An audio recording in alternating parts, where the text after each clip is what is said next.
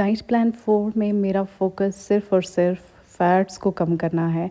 Scale पे wait बिल्कुल check नहीं करूँगी, बल्कि बीएमआई के थ्रू सिर्फ अपना मसल मास चेक करूँगी और फ़ैट परसेंटेज चेक करूँगी कि ये 15 डेज़ के बाद कैसा रहा।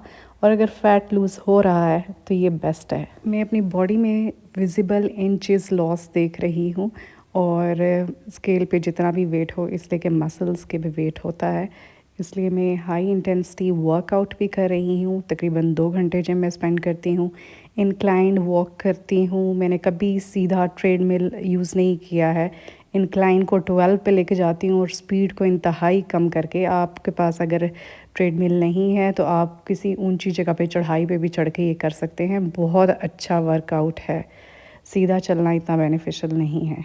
आप सबकी तरह मैंने भी सिर्फ सुना था कि वेट लिफ्टिंग बहुत अच्छी चीज़ है, लेकिन अभी मैं प्रैक्टिकली कर रही हूँ तो मुझे पता चल रहा है कि वेट्स पुल करना घर पे भी आप कर सकते हैं।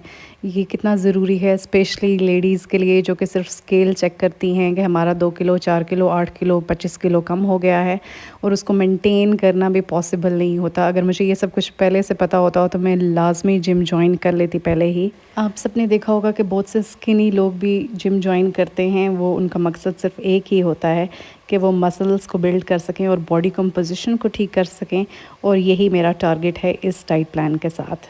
And I want say this specially for all my dear ladies जो कि मुझे सुन रही हैं कि प्लीज़ किसी ना किसी फॉर्म में एक्सरसाइज लाजमी रखें, इसलिए कि बाद में जो जॉइंट्स का इशू, बैकबोन का इशू, सब कुछ आर्थराइटिस और ये सब कुछ इश्यूज आते हैं, इसके लिए आपके लिए बहुत हेल्पफुल होगा। इसलिए प्लीज़ किसी भी एक्सरसाइज को लाजमी रखें और उसी को रिपीट करते रहें, चाहे वो कार्डियो एक्सरसाइज हो या ना हो।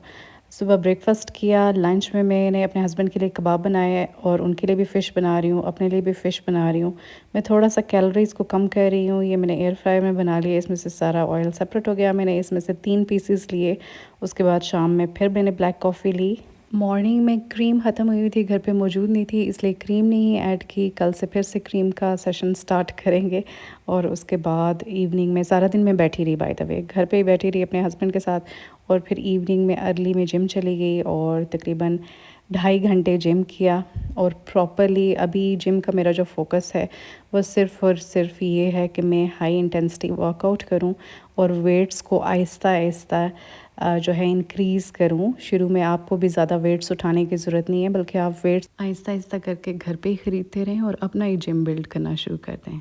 वर्कआउट के आधे घंटे के बाद मैंने बोन ब्रोथ लिया है। ये मैंने एक स्मॉल बाउल लिया है। मैं इस तरह का एक और बाउल लूँगी आधे घंटे के बाद, और फिर लेट नाइट पे एक बाउल लूँगी। 3 बाउल लूँगी आज मैं डिनर में, इसलिए कि मैं बाकी सब कुछ स्किप कर रही हूँ।